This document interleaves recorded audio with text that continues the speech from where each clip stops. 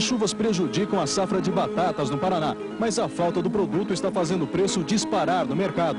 Alguns produtores estão tendo lucros de 200%. Aumenta a produção de amendoim em São Paulo. O agricultor está satisfeito com o preço. É hora de colher a soja. Produtores do Paraná e Mato Grosso esperam a confirmação dos lucros que eles previam na época do plantio. Na série dos melhores momentos do Globo Rural, o bambu. Bom e barato, dele se pode fazer desde uma colher de pau até uma casa inteira. Em volta de Brasília, pequenos agricultores melhoram de vida, industrializando a produção do sítio. E uma receita de dar água na boca. Uma artista da cozinha mineira mostra com todos os detalhes como se prepara o pernil à pururuca.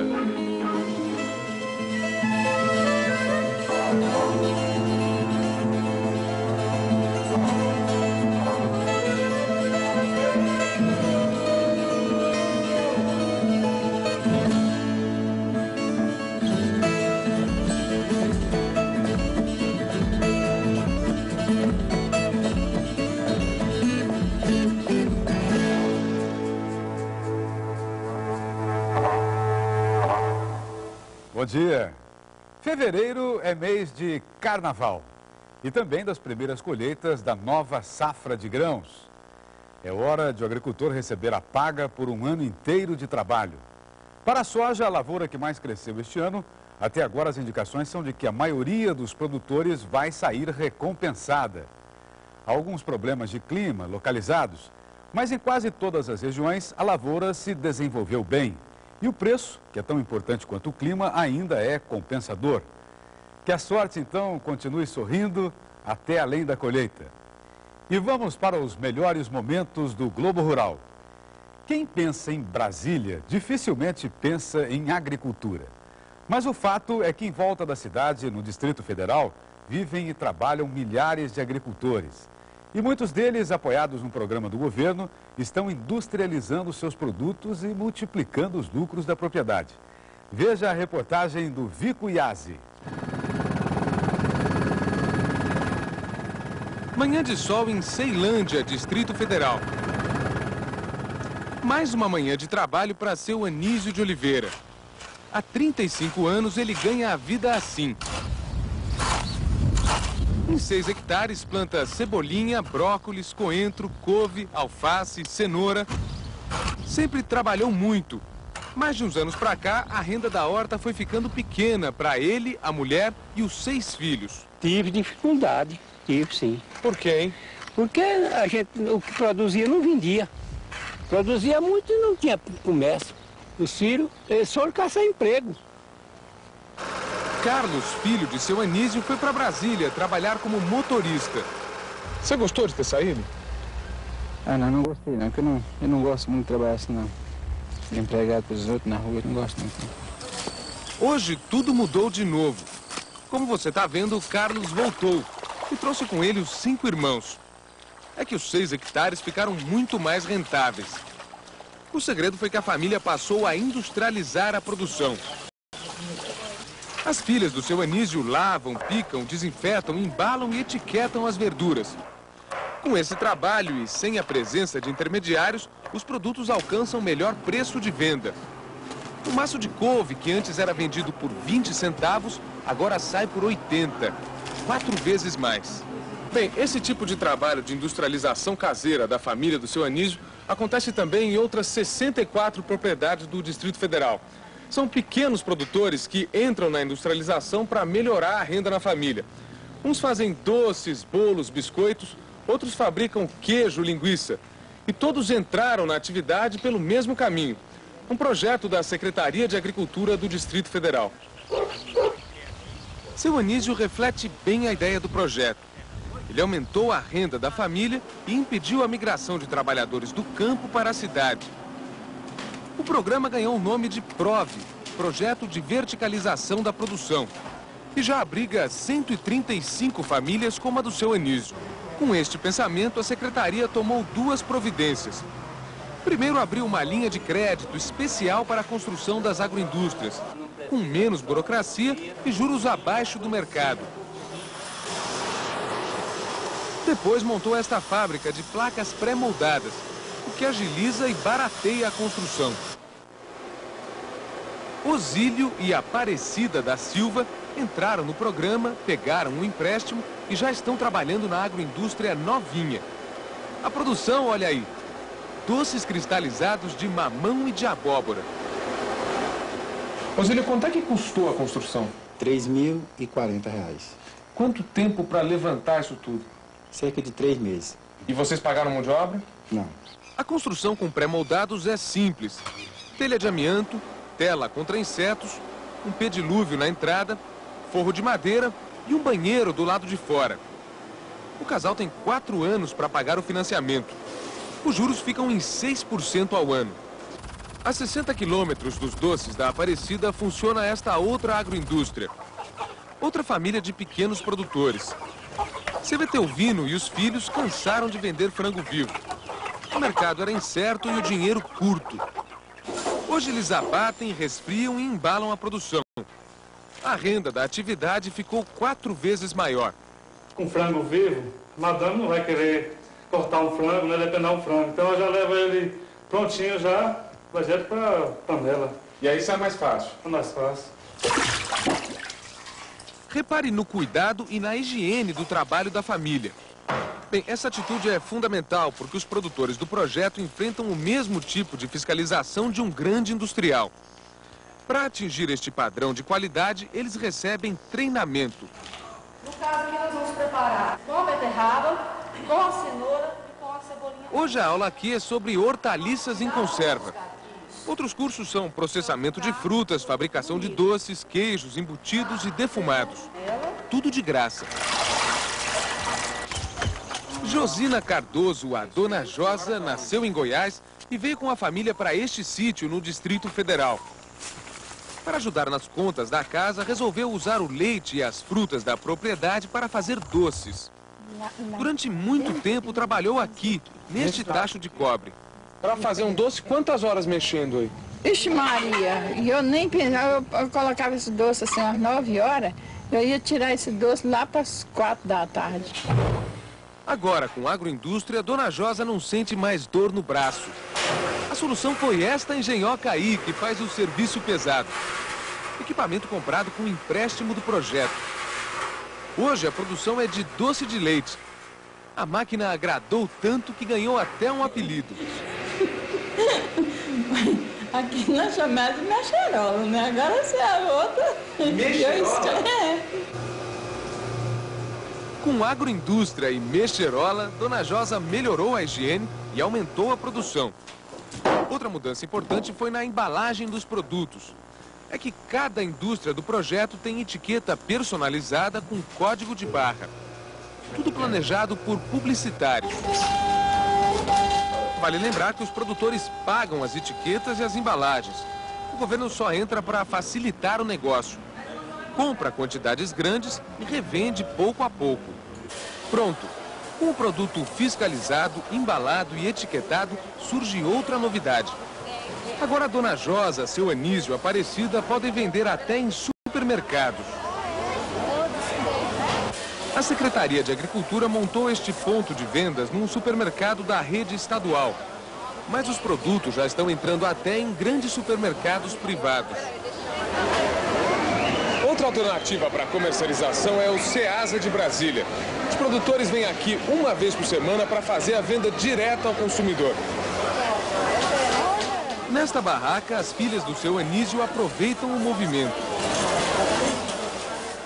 Dona Solange Laval também faz parte do projeto. Ela vende iogurte, cuca, pães e biscoitos. Quanto que a senhora está vendendo aqui num dia todo em dinheiro? Tá mais ou menos em torno de uns 150, 180 reais. De venda em venda, Dona Solange mudou de vida. Ela mora neste sítio com o marido, seu Odécio e os 3 filhos. O casal trabalha na agroindústria há 1 ano. Antes do projeto, eles faziam iogurte com o leite do sítio. Hoje a produção aumentou tanto que eles compram leite dos vizinhos. Dona Solange, quanto que a senhora está produzindo por semana de iogurte? 420 litros. 420 litros por semana? Antes de entrar no projeto, como é que estava a produção? Aí estava em torno de 25 a 30 litros por semana. Como é que foi para dar esse salto na produção? Tem a iogurteira, antes eu fazia na mão, batido na mão. E agora tem a iogurteira, né, para bater o leite, pasteurizar o leite. Então já facilitou muito. Com o aumento da produção, Odécio e Solange conseguiram dinheiro para investir ainda mais na agroindústria. Primeiro eles compraram este congelador para armazenar iogurte. Depois um carro para fazer entregas e um telefone celular. Obrigada. Tchau. Dona Solange, o que a senhora está esperando para o futuro? Ter uma vida mais digna, né? Mais tranquila. Que os filhos possam estudar, né? Continuando estudando. Olhar para trás, a gente poder olhar para trás e assim, ó, o que a gente já passou, hoje a gente já está assim. Eu espero, né? Eu sonho que nem os outros, eu sonho.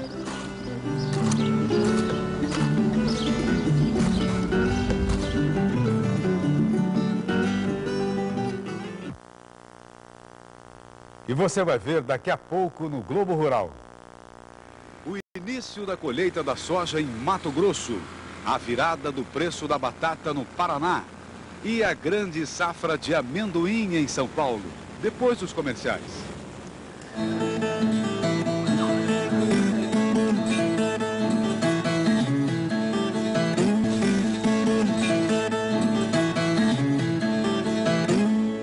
A soja é a grande vedete da safra de grãos este ano.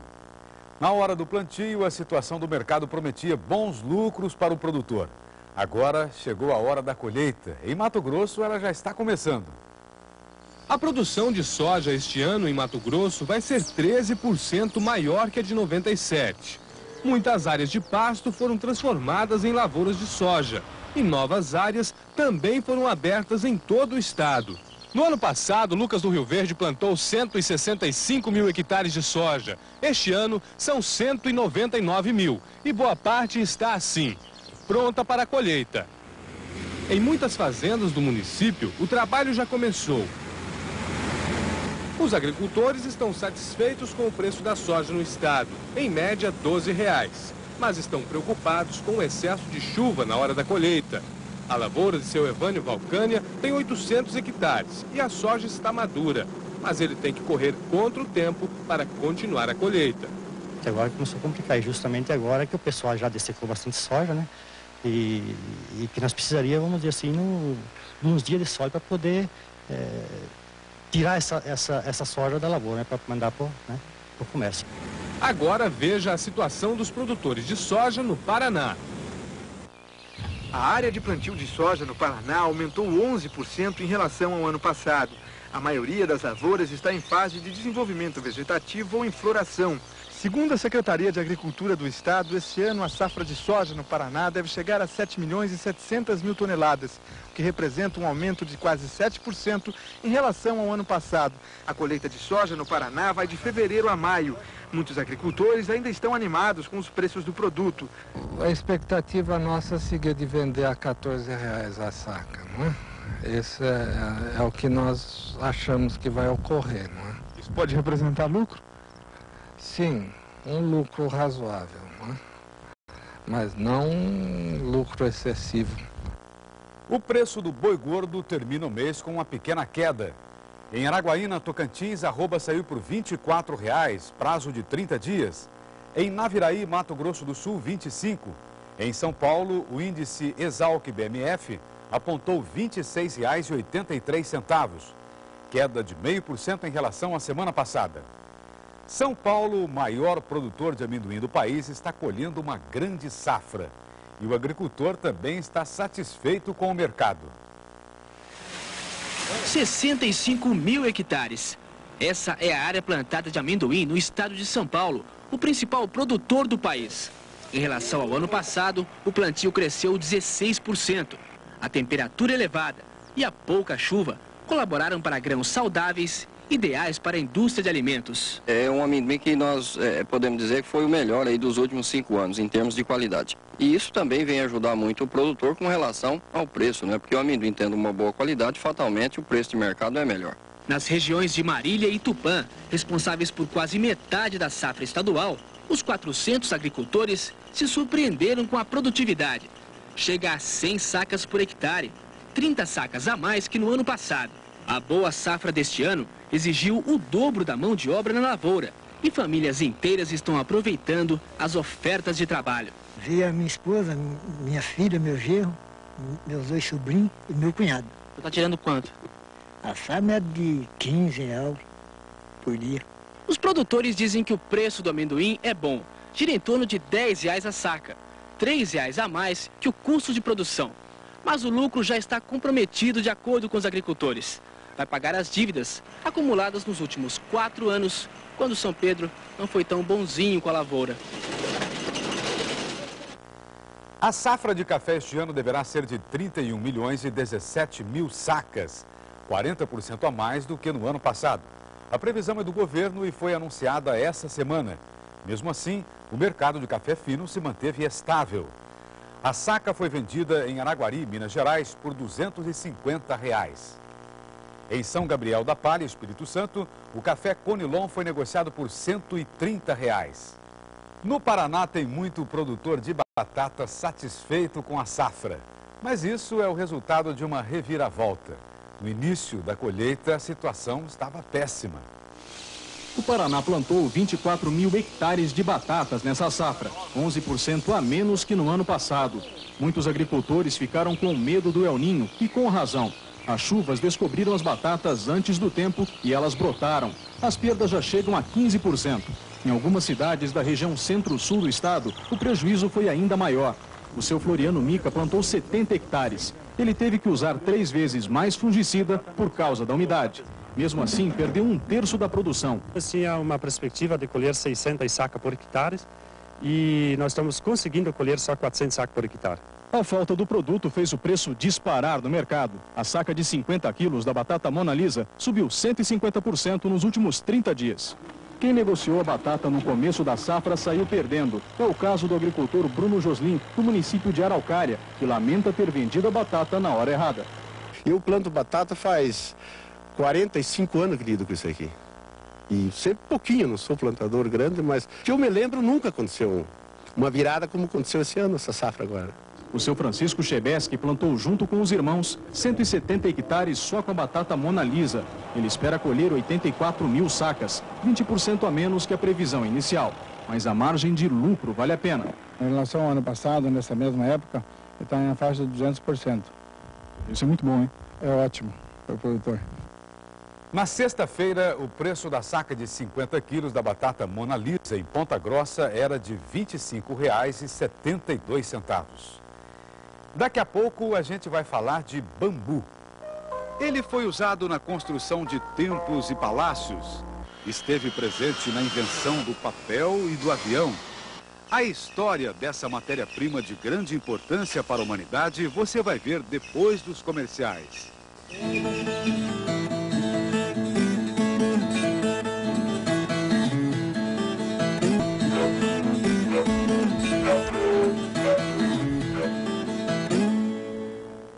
Aí na sua casa deve ter alguma coisa de bambu. Matéria-prima preciosa na história da humanidade, dele se faz tanta coisa que num programa só não dá para contar tudo. Na reportagem do Sidney Maschio, você vai conhecer melhor o bambu e ver um pouco do que se pode fazer com ele.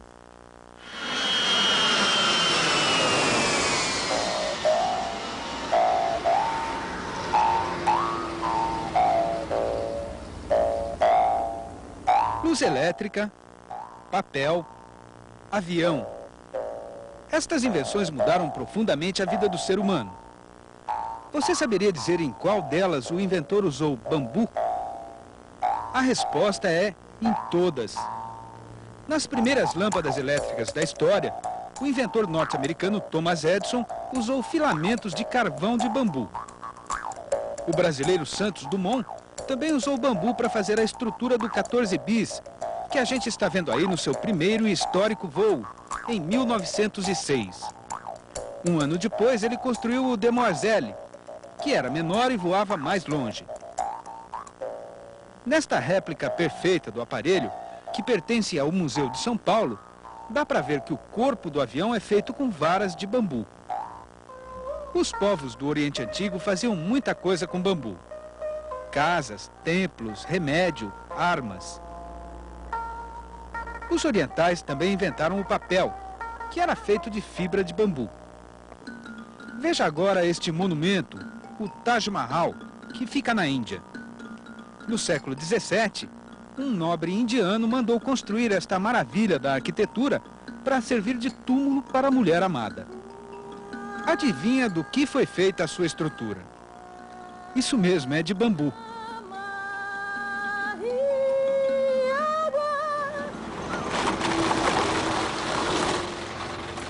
Aqui no Brasil, a maior coleção de bambus está na Estação Experimental do Instituto Agronômico de Campinas, em Tatuí, São Paulo.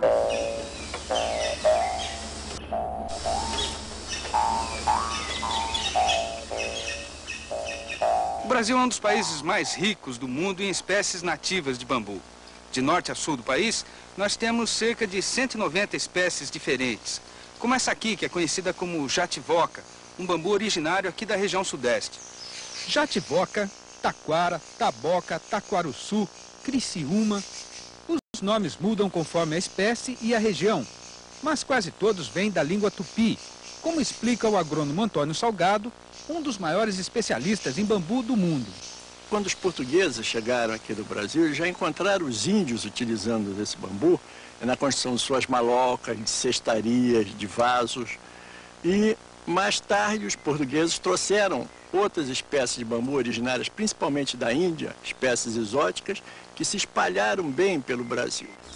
Entre as mais de 100 espécies que fazem parte da coleção, esta é a mais imponente. O bambu gigante, ou bambu balde, originário da Índia. É o maior bambu do mundo, com varas que podem chegar a 45 metros de altura. Dos bambus da coleção do Instituto Agronômico, esse aqui é um dos mais conhecidos. É o bambu imperial, ou bambu Brasil.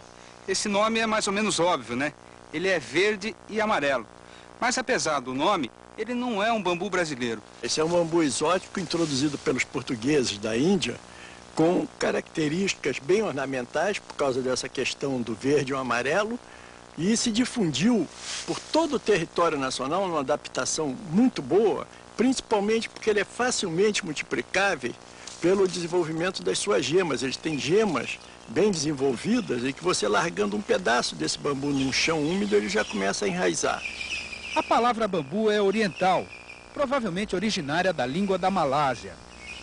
É uma planta da família das gramíneas e no mundo inteiro existem mais de 1.300 espécies diferentes. No reino vegetal não se conhece outra planta de crescimento tão rápido quanto o bambu. Algumas espécies chegam a crescer até 1 metro por dia. Esse broto aí, por exemplo, tem 2 meses e já está com 12 metros. Ele só vai parar quando atingir a luz, na mesma altura ou um pouco acima das outras varas. E só depois disso é que solta as folhas. Dependendo da espécie, o bambu chega a viver mais de 150 anos. A planta pode dar flor sem dar sementes. Mas quando o florescimento acontece junto com a produção de sementes, a planta acaba morrendo logo em seguida. E o mais curioso, numa mesma espécie, a morte das plantas acontece ao mesmo tempo em todo o mundo. Aí, no mundo inteiro, essa espécie só vai renascer quando as sementes germinarem. Um fenômeno muito raro. Existem espécies de bambu que nunca floresceram. Não existe na literatura nenhuma citação do florescimento. Por exemplo, o bambu Brasil, o bambu imperial, nunca floresceu. Essa espécie de bambu que a gente está aqui vendo, essa flor ocorre a cada 60 anos. Outras espécies ocorrem em intervalo menor. Agora, doutor Salgado, significa que esse bambu vai morrer? Até o momento não dá para a gente ver isso. Provavelmente ele vai morrer porque ele está com um florescimento muito intenso. Quando ele começar a soltar semente, que também é em grande quantidade, aí provavelmente ele vai morrer. No nosso dia a dia tem tanta coisa feita de bambu que nem dá para mostrar numa reportagem só. Mas você é nosso convidado para uma viagem onde a gente vai ver algumas das muitas formas de usar esta matéria-prima. Começamos por Catiguá, um município de São Paulo, onde a arte de fazer cestos de bambu já virou tradição. São fábricas pequenas que empregam dezenas de artesãos. A produção é bem variada. Tem peças mais rústicas, como o balainho para muda de laranja, ou trabalhos mais sofisticados, para uso doméstico ou para decoração. Nossa próxima parada é em Torrinha, São Paulo, onde um agricultor ganha dinheiro com uma das mais antigas formas de uso do bambu, a vara de pescar. O seu Sebastião Fini plantou as primeiras mudas há 16 anos e hoje tem 20 hectares de vareiro, 1/3 da área da propriedade. O produto mais precioso que o seu Sebastião tem aqui na lavoura dele é esse bambu aqui, olha. Repara que ele é totalmente preto, bem diferente dos outros comuns. O pessoal chama esse bambu aqui na região de bambu chinês ou bambu japonês. Uma vara dessa aqui custa o dobro do preço da vara verde. Sebastião, qual que é a vantagem dela? A vantagem dessa vara aqui é que ela não quebra, né? Uma vara que pode puxar ela, pode chegar a ponta no pé dela aqui, pode... Não tem problema de quebrar. E o peso também, né? É uma varinha levinha. A turma gosta porque é uma vara leve, não quebra. A produção do sítio chega a 500 mil varas por ano. O seu Sebastião vende tudo para fábricas como esta, no município vizinho de Brotas.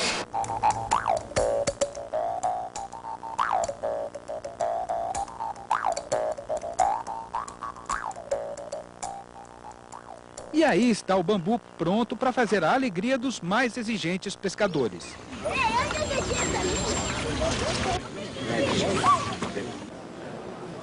E para acompanhar o peixe, uma boa sugestão é bambu.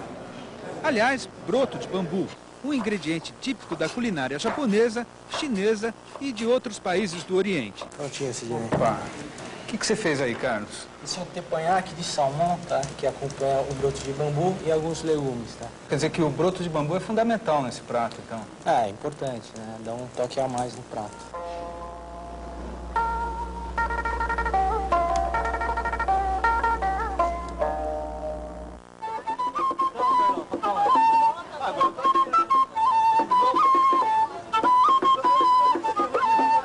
Estamos em Campinas, a segunda maior cidade de São Paulo.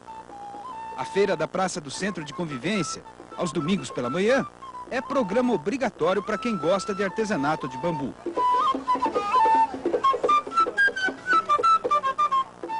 Aqui nesta banca tem cestas, balaios e baúzinhos. Nesta outra, lustres e cortinas. Na banca de bijuterias, até o mais fino galho de bambu vira arte. Repare a delicadeza destas peças. O artista das colheres de pau é o seu Ismael. Ele começou a fazer artesanato para matar o tempo e acabou achando no bambu um jeito de complementar a aposentadoria. Além dos modelos tradicionais, tem muita coisa que ele mesmo criou. As colheres do seu Ismael equipam a cozinha. Na sala, o bambu também é muito útil. Móvel de cana da Índia nada mais é do que móvel feito de bambu. Até agora a gente falou de objetos e utensílios domésticos de bambu. A Fazenda Cananéia, em Cândido Mota, São Paulo, tem muito mais do que isso.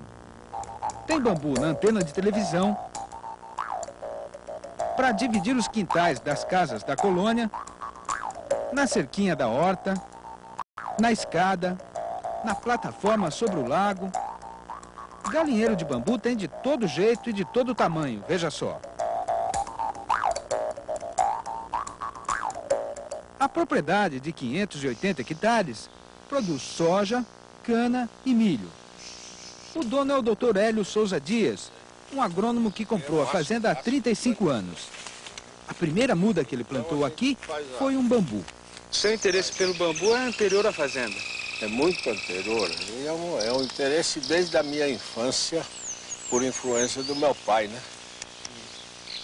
que era professor de História Natural, então ele achava o bambu uma planta utilíssima. O Dr. Hélio acredita tanto no potencial do bambu como matéria-prima para construções que não se limitou a fazer apenas galinheiros, tulhas e outras instalações funcionais. Ele fez também uma casa inteira de bambu, que ele próprio usa quando tem que dormir aqui na fazenda. Aqui nessa casa, só não são de bambu as telhas, o piso e os esteios, que são feitos de aroeira. A casa, construída há 12 anos, tem 5 cômodos mais o banheiro. No total, são 112 metros de área útil. O madeiramento do teto é todo feito com bambu da variedade guádua. Para fazer as paredes, o Dr. Hélio usou ripas. Agora a gente vai conhecer a cozinha. Bom, olhando assim, parece uma cozinha como outra qualquer, né, Dr. Hélio? A diferença está justamente em que diversas coisas foram feitas de bambu, né? Essa prateleira, o apoio das pias. Os quartos da casa são como este. Quase tudo é feito de bambu. O banheiro segue o mesmo estilo do resto da casa. Sem sofisticação, mas funcional e muito criativo.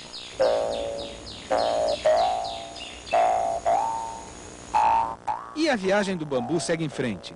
Nossa próxima parada é o município de Coelho Neto, no estado do Maranhão. A gente veio até aqui para conhecer a maior plantação racional de bambu do mundo. São 15 mil hectares, plantados por um grupo empresarial do Nordeste para fazer papel. O responsável pela parte agrícola da fazenda é o agrônomo Sérgio Egashira. Sérgio, agora que bambu é esse aqui que você está plantando? Essa aqui é da espécie Bambusa vulgaris. Agora, Sérgio, por que você optou por esse tipo de bambu e não por um outro qualquer? É porque o Bambusa vulgaris, ele tem um rendimento agrícola muito bom e tem a capacidade de adaptação muito grande no Brasil todo. Em termos industriais, ele atende todas as necessidades do tipo de papel que nós fabricamos. Depois de 3 anos do plantio, o bambuzal já dá o primeiro corte. Aqui nessa área, as touceiras estão com mais ou menos 5 a 6 metros de altura. Depois do primeiro, os cortes passam a ser feitos a cada 2 anos. Aqui na fazenda tem lavoura sendo cortada durante o ano inteiro.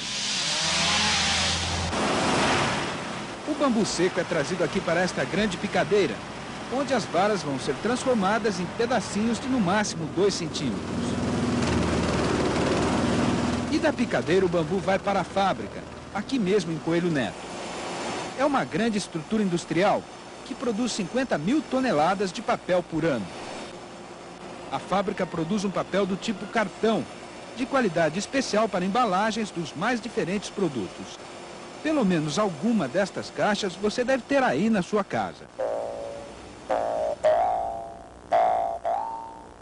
Mas das grandes invenções em que o bambu teve participação, ainda falta uma: a música.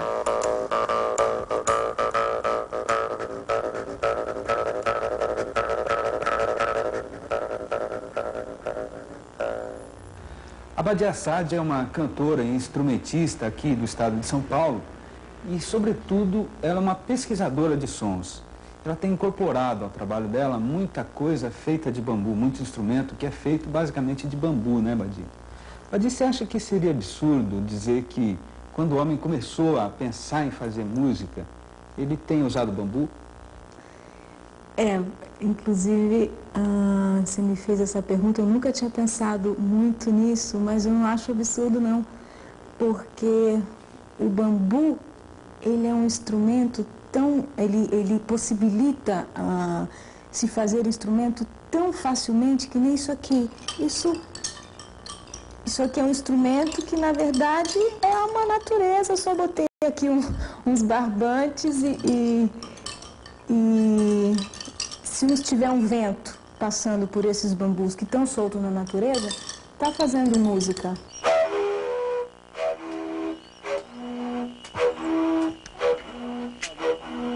A flauta é um dos instrumentos mais antigos. O que é a flauta? É isso, é o vento passando por um tubo com buracos.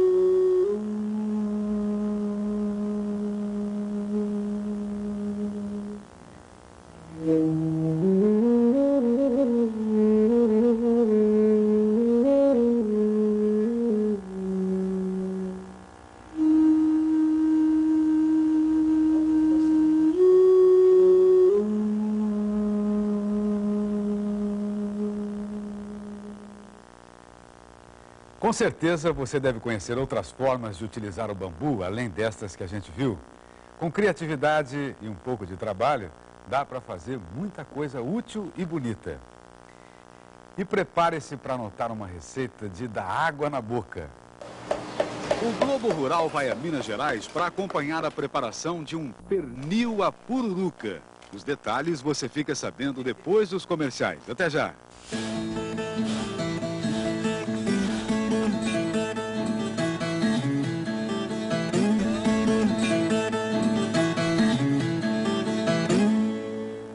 Hoje nós vamos reencontrar uma das grandes artistas do forno e do fogão de Minas Gerais. É a dona Conceição, da cidade de Campanha. Ela me mostrou passo a passo uma receita de tirar o chapéu, o pernil à pururuca.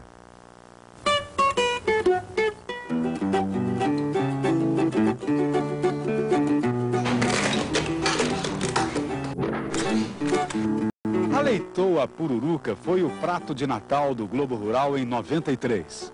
Acabou virando mais uma atração do sul de Minas Gerais. Campanha é a terra natal de Bárbara Eliodora, a heroína da Inconfidência. A cidade, que já tinha um capítulo no roteiro histórico, agora se destaca também no mapa da gastronomia nacional. E a dona Conceição não carrega na mão. Dona Conceição revelou a receita completa, incluindo o segredinho de jogar óleo fervente para a pele pururucá.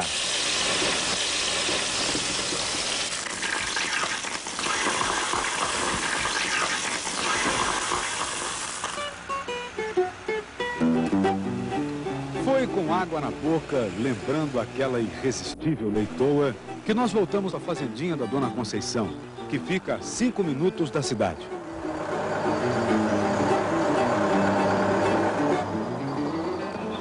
E a dona Conceição não carrega na mão. Põe um pouco de amor em cada porção. E a dona Conceição. Depois de 3 anos, não. Como vai a senhora? Tudo bom, louvado seja Deus. Esse é o Dedé. Muito prazer. Tudo bem, Dedé? Tudo jóia. Hoje nós trouxemos um convidado especial. Dedé Paraíso, compositor.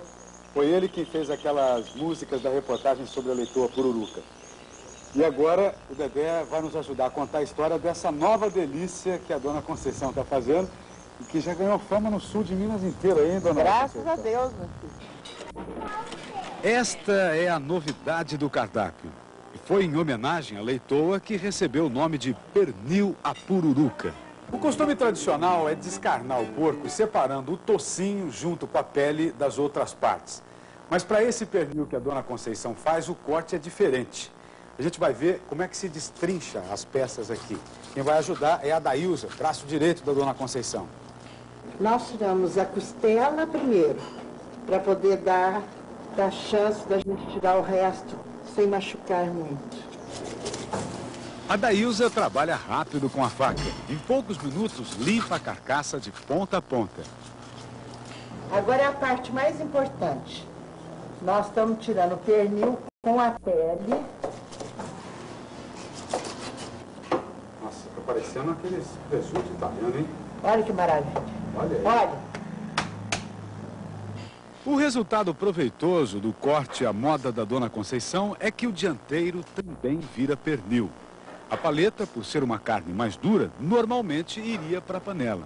Com esse processo eu descobri que fica macia e terra, como se fosse um baby porquinho. Bastante água limpa e uma garrafa inteira de vinagre. É nesta mistura que o pernil é mergulhado e descansa por meia hora. Depois, a Daílza esfrega bem com os dedos para não deixar qualquer resíduo de sangue. Um mergulho em outra água limpa completa o banho. O capricho manda que a peça seja bem enxugada também antes de receber o tempero. O tempero do pernil à pururuca leva ingredientes bem simples. E como toda cozinheira de mão cheia, a Dona Conceição não trabalha com receitas precisas, com medidas certas. Ela põe um punhado de alho, aliás, um punhadão de alho, né?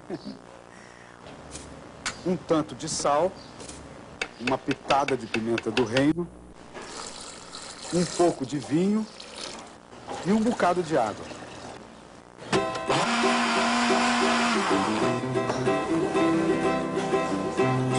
No tempero do pernil, ela segue um roteiro sutil. Numa bandeja especial, monta um tapete de sal. Ajeita a peça com carinho e muito devagarinho rega com molho mais frio.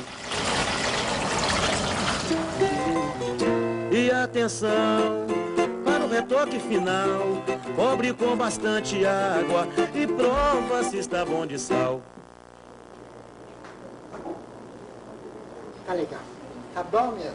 O sal é tempero, não pode exagerar. Para um pernil nesse tamanho, de que varia de 7 a 8 quilos, um copo americano de sal é o ideal. O pernil fica no tempero uma semana. Por que tanto tempo, dona Conceição? O tempero penetrar lentamente, igualmente em toda a carne. Olha para você ver a diferença, Nelson. Essa foi hoje temperada. Olha a quantidade de líquido de tempero. Essa tinha o mesmo tanto semana passada. Sumiu o molho? O pernil absorveu. É.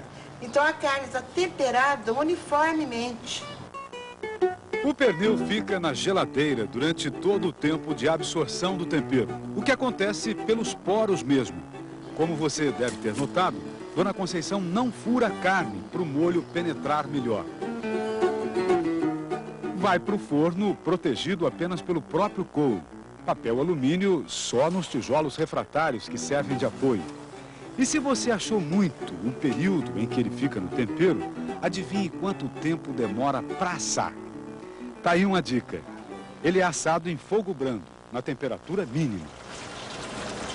Tá na hora de dar uma espiada no pernil. A impressão é de que ele não tá assando, mas fritando. Olha a gordura derretendo. O melhor jeito de ver se está pronto é fincando uma faca até o fim, para ver se está bem macio e a lâmina sai limpinha, sem resíduo de sangue. Precisamente 6 horas foi o tempo que o pernil demorou para ficar assim. Mas olha aqui como é que ficou isso, gente.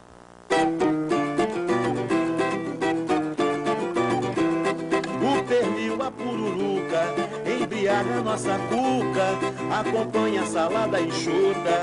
Quem já provou ficou fã, com maionese de fruta, abacaxi, uva e maçã. Tem também na guarnição, arroz branco na tigela e aquele feijão tropeiro, enfeitado com costela. Não é à toa que o pernil lembra o mapa do Brasil. Não é à toa que o Brasil tem a cara do pernil.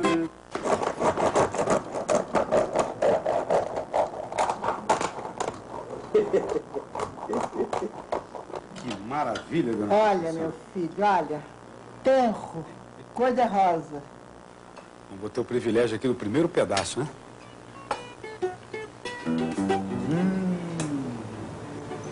Light, não é, Mel? Parabéns. Obrigada, Mel.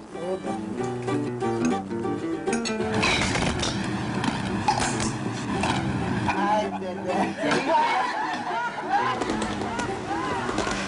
É meu.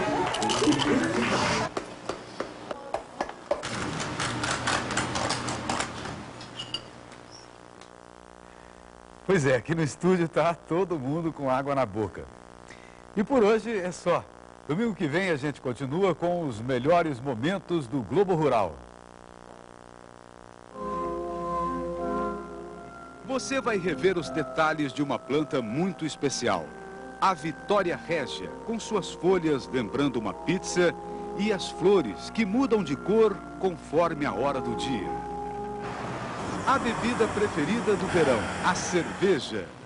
Os campos de cevada no sul do país e o processo da fabricação industrial e artesanal com cervejeiros do Paraná e Santa Catarina. E vamos também ao Nordeste, a receita de duas delícias da culinária do sertão: o queijo de coalho e a manteiga de garrafa. Então, bom dia para você e até para a semana.